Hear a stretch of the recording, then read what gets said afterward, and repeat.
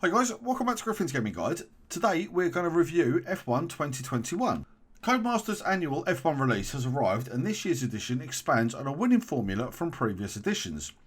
New to the series is a story mode called Breaking Point, which sees you going back to the very beginning of the F2 class, and this not only portrays your rise in stature, but also how geared into team rivalries can really get. Visually, this game excels and shows pinpoint accuracy of the detail in both the cars and the circuits, and this gives you a true feeling just as if you were racing around the circuit yourself. Now, the cars themselves each run an identical V6 1.6 litre turbo hybrid engine. The game still manages to recreate the different tones that each power unit makes, and you get a real feel for how on edge a car is with its aerodynamics as you attack each corner at the edge of adhesion. I'm going to give you about 15 or 20 seconds of uncut footage, that way you can hear the F1 cars in the game and just how crisp they sound.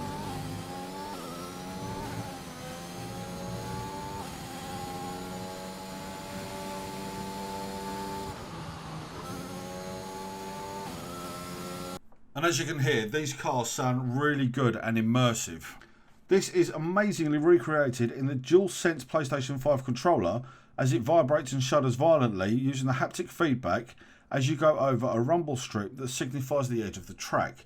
This attention to detail leads me into how the cars handle in career mode when you're driving a damaged car. As each part will wear out, you will find that you can sometimes lose a gear when the gearbox starts to fail, or completely lose the ability to use ERS for a Q3 run, meaning you have to set the best possible lap with the car not running at 100%. This makes the game have a true simulation feel for those who want the most authentic experience possible. Online hasn't been forgotten about, with its normal, ranked and social play lobbies for those who wish to just play a random race against random opponents. Leagues return, so you can compete against your friends in a private run lobby to find out who's the best driver. Alongside this, the weekly Grand Prix returns, where like in previous years you can compete in practice and qualifying, then complete a race over a Saturday or Sunday, scoring points to earn in-game rewards that you can then display on your super license. Trophies and achievements have a nice mix of variety from each of the game modes available in the game, and from our F1 knowledge, this should be an easier platinum or 1000 gamer score than F1 2020 was. Now, we have to move on to the negative sides of the game, where normally all new circuits on the calendar would be included, but this isn't the case in F1 2021. Codemasters have, upon first playing the game, given us a message saying all new circuits will appear as free updates to all players, but to be honest, this isn't very good from the standpoint of an officially licensed product. And the pattern continues even further when we have lost all short variations of circuits, as well as the entire historic car section of the game has gone. Which for me personally is a big loss. I really enjoyed racing around in the historic cars in the previous games, and to not have them included in this it's not really good. Now, to summarise, F1 2021 is a worthy addition into the series and certainly can be called the most comprehensive and detailed F1 game that Codemasters has made, and they have put some real effort into making sure that they covered every different possible aspect of an F1 career, from the F2 feeder series to driving and managing an F1 team.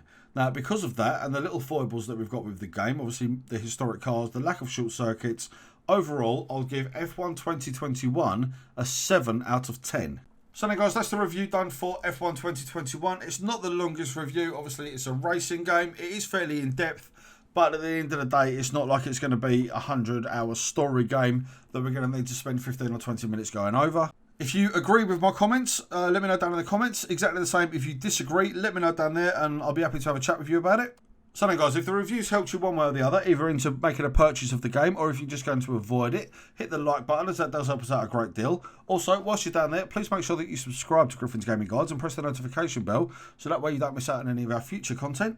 Now, we have already put up a fair few F1 2021 trophy guys. We've still got a good amount to come. You guys look after yourselves and we'll see you on the next one.